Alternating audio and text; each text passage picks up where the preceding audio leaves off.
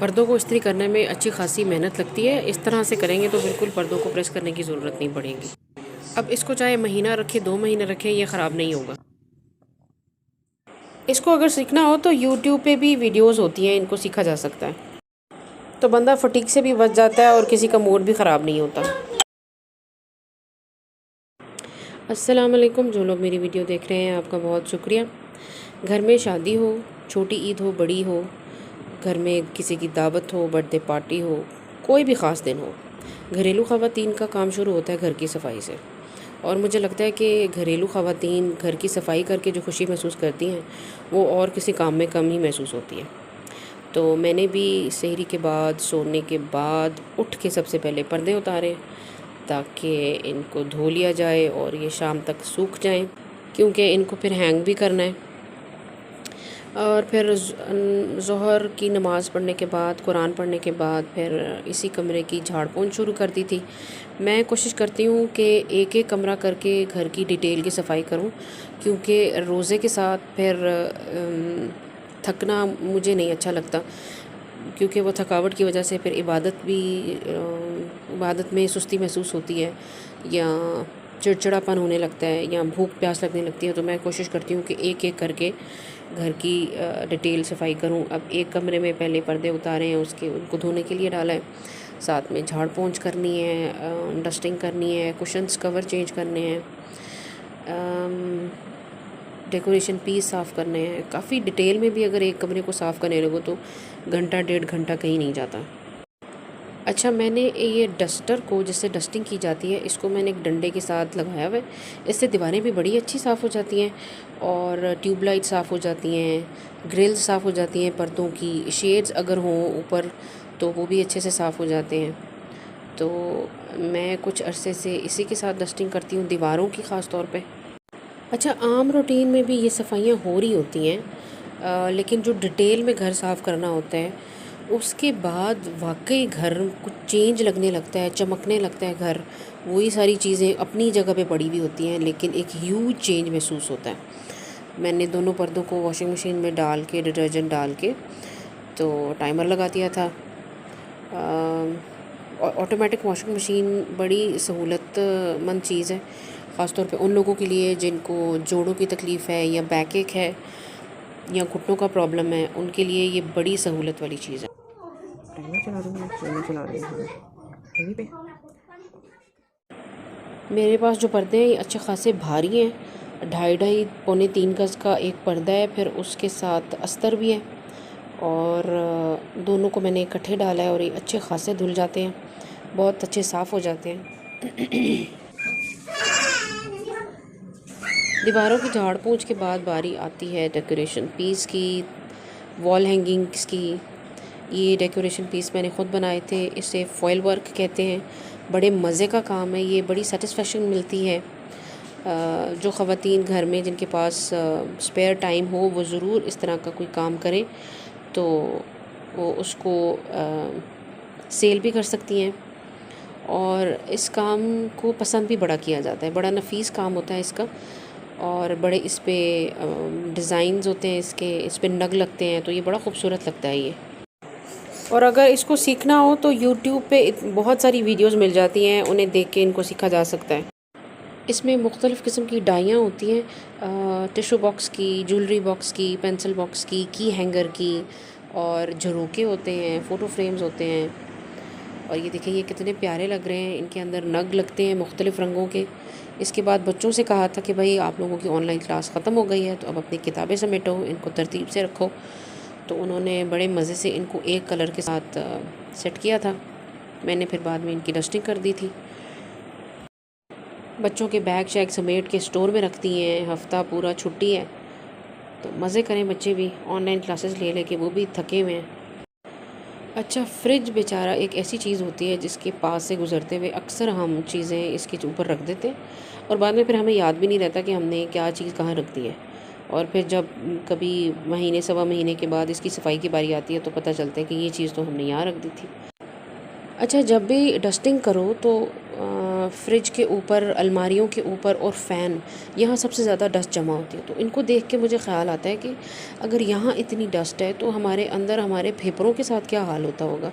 हम जो सांस लेते हैं वो यही डस्ट हमारे अंदर भी जाती है, इसीलिए फिर बीमारियाँ भी बनती हैं। तो बस फिर इसी तरह सफाइयाँ सफाइयाँ सफाइयाँ, रमज़ान से पहले भी और ईद से पहले भी, बल्कि ईद के दिन भी घरेलू ख़वातीन का तो ज़्यादा से ज़्यादा टाइम किचन में ही गुजर जाता है। मेरी तो रूटीन है कि मैं 29वें रोज़े को इस बात का इंतज़ार किए बग़ैर कि चाँद होगा या नहीं होगा, मैं जो मेन्यू डिसाइड किया हुआ होता है उसमें से ज़्यादातर चीज़ें हाफ़ डन करके रख लेती हूँ। मिसाल के तौर पे हमारे घर में शीर खुरमा ठंडा सर्व किया जाता है, ठंडा खाया जाता है, तो मैंने ऑब्वियसली उसको एक रात पहले बनाना होता है, तो मैं शीर खुरमे का दूध पका के रख लेती हूँ। और उसको ये करना है कि दूध में इलायची डाल के, छुहारे डाल के हल्की आंच पे चूल्हे पे चढ़ा देती हैं, तो वो पकता रहता है 2 ढाई 3 घंटे तक। तो वो पकने से उसके अंदर खोए का जायका आ जाता है, उससे शीर खुरमा बहुत ही मज़े का बनता है। इसी तरह अगर कोरमा बनाना है ईद वाले दिन, तो उसको आप मसाला भून के, चिकन या बीफ डाल के, जिस भी चीज़ का कोरमा बना रहे हैं उसको हल्का सा भून के आप रख दें, फ्रीज़ कर लें, वो हाफ़ डन हो गया। इसी तरह अगर यखनी का पुलाव बनाना है तो यखनी पहले बना लें, बीफ को बॉयल करके रख लें। इससे ईद वाले दिन की काफ़ी फटीक कम हो जाती है। और अगर चाँद हो जाए तो फिर सुकून से चाँद रात मेहंदी लगवाएं। सफाई के साथ साथ किचन को भी देखना था। बलाई निकाल के रखी हुई थी, वो डीप फ्रीज़ हो गई है, तो उसको मैंने रात को जाग लगा दी थी ताकि उसमें से मक्खन निकाल लिया जाए। तो मैं इसको इस तरह बीटर से बीट करके मक्खन अलग कर लेती हूँ। अच्छा, कुछ लोगों को होता है कि वो मक्खन जब बनाते हैं तो फ्रिज में रखने के बावजूद मक्खन में से स्मेल आने लगती है, या उससे फफूंदी लग जाती है, या मक्खन ख़राब हो जाता है। तो उसके लिए एक टिप है कि इस तरह से जब आप मक्खन निकाल लें तो एक तो लस्सी उसके ऊपर से उतर जाती है, चाहे आप उसको इस्तेमाल कर लें, बालों को लगाने के लिए फ्रीज़ कर लें, या किसी भी तरह से आप उसको यूज़ कर सकते हैं। अब ये जो मक्खन रह गया है इसको हमने 3-4 पानी से धोना है, और कोशिश करनी है कि ठंडे पानी से धोएं। एक दफ़ा इसके अंदर पानी डाल के चम्मच से या हाथ से अच्छी तरह मक्खन को हिलाएं पानी के अंदर, ताकि पानी मक्खन के अंदर से गुज़र जाए। अच्छी तरह हिलाने के बाद मक्खन को दोबारा एक साइड पे करें और दोबारा से पानी गिरा दें, और इसी तरह तकरीबन 3-4 दफ़ा आपने पानी डालना है और उसको मक्खन को हिला हिला के बीच में अच्छी तरह से पानी गिरा देना है। तो तीसरी या चौथी दफ़ा में आप देखेंगे कि पानी बिल्कुल साफ़ हो गया। तो दोबारा से आप पानी को निकाल दें, आखिरी पानी में भी इससे भी निकाल लें, और इसको तकरीबन को 1.5-2 घंटे के लिए फ्रिज में रख दें। तो जो इसका पानी रह गया है वो एक साइड पे आ जाएगा और मक्खन एक साइड पे अलग हो जाएगा। अब इसको हाथों से हल्का हल्का प्रेस करके जो पानी रह गया वो निकाल लें, और किसी भी एयर टाइट बैग में या कंटेनर में डाल के उसको फ्रिज में रखें। अच्छा, ये जो दूध, मलाई, मक्खन, लस्सी होती है, ये फ्रिज में रखी जाने वाली वो चीज़ें हैं जो सबसे ज़्यादा खुशबू एब्जॉर्ब करती हैं, जो बाकी चीज़ें पड़ी हुई होती हैं फ्रिज की। फ्रूट्स पड़े हुए होते हैं या सालन पड़ा हुआ होता है, तो ये जल्दी ख़राब हो जाती हैं। ख़ास तौर पे दूध, आप फील करेंगे कि कभी फ्रिज में अगर फ्रूट पड़ा हुआ हो और अगर आपने दूध को ढांप के नहीं रखा तो उसकी स्मेल फ्रूट की दूध में आने लगती है। तो हमेशा दूध, लस्सी, मक्खन, घी, बलाई, सालन, जो कुछ भी फ्रिज में रखें उनको हमेशा ढांप के रखें। ले जी, अफ्तारी का टाइम हो गया, सिंपल सी अफ्तारी बनाई है आज। समोसे और रोल तल लिए थे जो घर में बना के रखे हुए थे, साथ में फ्रूट चाट है, और शरबत एक लाजमी बनता है, वो चाहे टैंग बन जाए, चाहे शक्कर कोला, चाहे जामी शीनी। तो अल्हम्दुलिल्लाह अफ्तारी हो गई है। हमारे घर फ्रूट चाट बहुत सिंपल तरीके से बनती है, सिर्फ फ्रूट्स काट लिए जाते हैं। अगर शक हो कि ये मीठे नहीं होंगे, या ख़ास तौर पे तरबूज के साथ अक्सर ये होता है कि अब चख तो सकते नहीं, तो पता कैसे चलेगा ये मीठा है या फीका, तो मैं उसमें 1 टेबल स्पून शक्कर या चीनी ज़रूर डाल के उसके ऊपर स्प्रिंकल करके उसको फ्रिज में रख देती हूँ, ताकि अफ्तारी तक एक तो वो ठंडा हो जाए और दूसरा उसके अंदर मिठास आ जाए, अगर बिलफर्ज़ मुहाल कि वो मीठा नहीं है तो। इस तरह से फ्रूट बिल्कुल मीठा हो जाता है और पता भी नहीं चलता कि आपने चीनी डाली है। दूसरा, पे फ्रूट चाट में हम कभी कोई भी सीजनिंग नहीं डालते, चाट मसाला, दही, मायोनीज़, क्रीम कुछ भी नहीं डालते, क्योंकि हमारे घर में इसी तरह सिंपल तरीके से ये पसंद की जाती है।